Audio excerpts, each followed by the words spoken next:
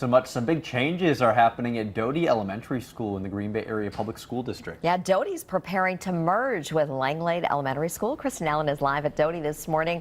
Kristen, what are teachers and students doing to prepare now for this transition?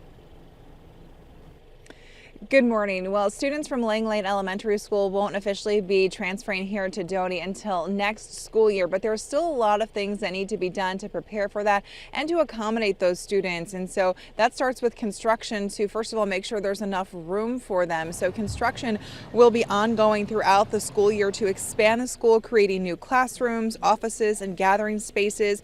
A new playground that will be wheelchair accessible is also being built and is expected to be done in the near future here.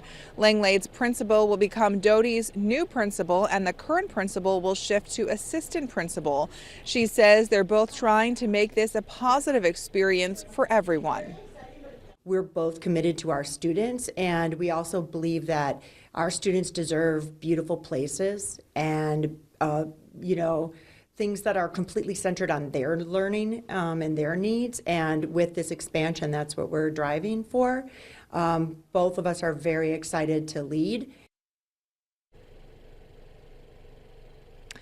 And with this expansion, here at Doty Elementary School, there's a significant number of students who are native Spanish speakers. And so students from Langlade who will be coming over, there's going to be about 20 of them who are either deaf or hard of hearing. So the diversity will be a little bit broader here, not just based on ethnicity, but on needs of students as well. With this construction, they'll also be building classrooms that are self-contained classrooms for students with intellectual disabilities. So the teachers here are trying to prepare for that now and preparing for those students who are deaf and hard of hearing. Teachers are already taking American Sign Language, so a lot being done to embrace the overall diversity of needs that will be here at Doty Elementary School next school year.